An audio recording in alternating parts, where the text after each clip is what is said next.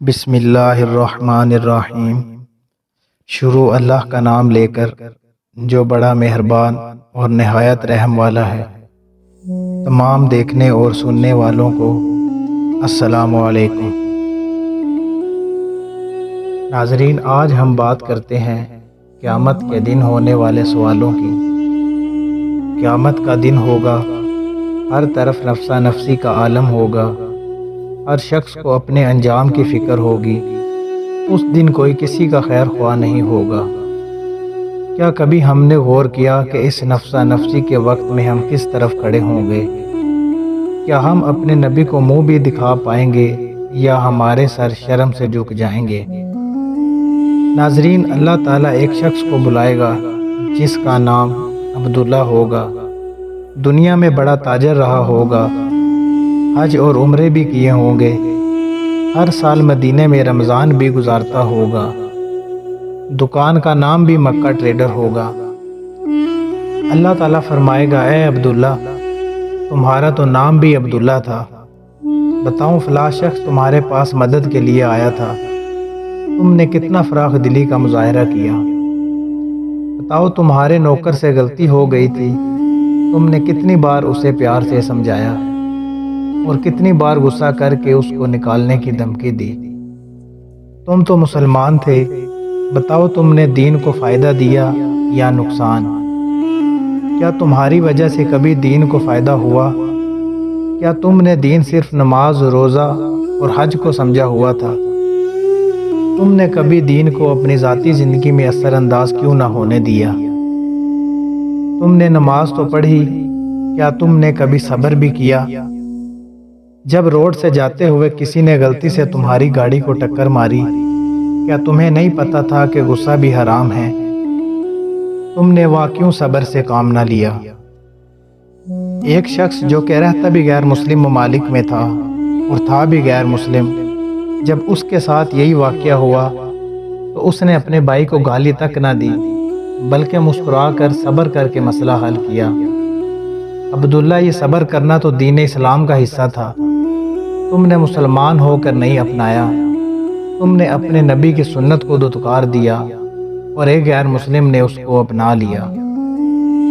عبداللہ، تم دنیا میں ایک بہت بڑے تاجر تھے، تم نے تمام واقعات سن رکھے تھے کہ قوموں پر عذاب ناپ تول کی کمی کی وجہ سے آیا۔ تم بتاؤ کہ تم نے ان باتوں پر کتنا عمل کیا؟ کیا تم نے ایمانداری سے کام لیا یا تم نے ناپ تول میں کمی کی؟ تم نے حلال اور حرام میں کتنی تمیز کی؟ یہ بھی تو ایمان کا حصہ تھا، یہ بھی تو تمہارے نبی کی پیاری سنت تھی۔ عبداللہ، تم مسلمان گھر میں پیدا ہو گئے، لیکن دین تو تم نے خود سیکھنا تھا۔ تم نے دین اسلام کے تمام واقعات بھی سنے، کیا کبھی تمہارے دل میں خیال نہیں آیا کہ میں دین کو سمجھوں؟ جب اللہ کے نبی نے خطبہ حجۃ الوداع میں کہا تھا کہ میں تمہارے پاس قرآن اور سنت چھوڑ کر جا رہا ہوں، تم اس کو مضبوطی سے تھام لو، جب کبھی گمراہ ہونے لگو تو قرآن اور حدیث سے رہنمائی لو۔ عبداللہ، تم نے دنیا کے کتنے کاموں میں دین سے رہنمائی لی؟ تم نے نماز تو پڑھی، وہ فرض تھی، کیا تم نے باقی فرائض جاننے کی کوشش کی؟ صفائی تو تمہارے ایمان کا آدھا حصہ تھا، تم نے بازار سے کچھ بھی لیا یا کھایا، تم نے ایک بار بھی صفائی کا نہ سوچا، سب کچھ روڈ پر پھینک دیا۔ ایک غیر مسلم معاشرہ جو کہ مسلمان بھی نہیں تھا، انہوں نے آپ کے نبی کی سنت کو اپنایا۔ عبداللہ، تم نے رمضان کے 30 روزے رکھے، تم نے عبادت بھی کی، قرآن بھی پڑھا، تسبیحات بھی کی، رو رو کر دعائیں بھی مانگی، لیلۃ القدر میں عبادت بھی کی، پوری رات بھی عبادت میں گزاری۔ اللہ کے نبی کا تو فرمان تھا کہ رمضان برائیوں سے نیکیوں کی طرف ہجرت کا مہینہ ہے، تم نے رمضان گزار لیا، اس کے بعد تمہاری زندگی میں کیوں نہ تبدیلی آئی؟ تم نے زندگی کے 40 رمضان گزارے، ایک رمضان بھی تمہاری زندگی میں تبدیلی کیوں نہ لا سکا؟ تم نے اپنی زندگی کا رخ چینج کرنے کی کوشش ہی نہیں کی، تم نے کبھی سوچا ہی نہیں کہ میں اپنی زندگی کو قرآن اور سنت کے مطابق ڈال سکوں۔ عبداللہ، تم نے یہ حدیث بہت بار سنی تھی کہ رشتہ داروں سے تعلق توڑنے والا جنت میں نہیں جائے گا۔ پھر کیوں تم نے اپنے بھائی کو نہیں منایا؟ کیا نبی کے حکم سے زیادہ تمہیں اپنی انا پیاری تھی؟ کیا تمہاری ضد نبی کے حکم سے بڑھ کر ہو گئی؟ تم نے اپنے قول و فعل میں اپنے نبی کے دین کو نقصان پہنچایا۔ تمہاری وجہ سے تمہارے نبی کے دین کا مذاق بنا۔ تم نبی کے نام پر مر مٹنے کے لیے تیار تو ہو گئے تھے، لیکن افسوس تم نے اس نبی کی تعلیمات کو زندگی میں نہیں اپنایا۔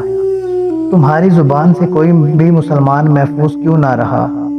اپنی انا اور جھوٹی عزت کی تمہیں پرواہ تھی۔ کیا کبھی اپنے نبی کی عزت کے بارے میں تم نے سوچا؟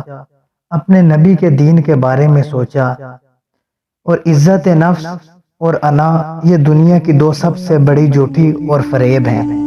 شیطان نے تمہیں ان کے بہکاوے میں رکھا اور تم آ گئے۔ تم نے صرف دین کو نقصان پہنچایا۔ تمہارے تمام قول و فعل سے پوری دنیا میں دین کا مذاق بنا۔ تم نے تنہائی میں لوگوں سے چھپ کر گناہ کیے، لیکن افسوس تمہیں اللہ کا خوف کہیں نہیں آیا۔ ناظرین، آج کی اس دنیا میں ہم سب عبداللہ ہیں۔ ہم سب اگر سوچیں تو یہ تمام کہانی ہمارے ہی اوپر بنی ہے۔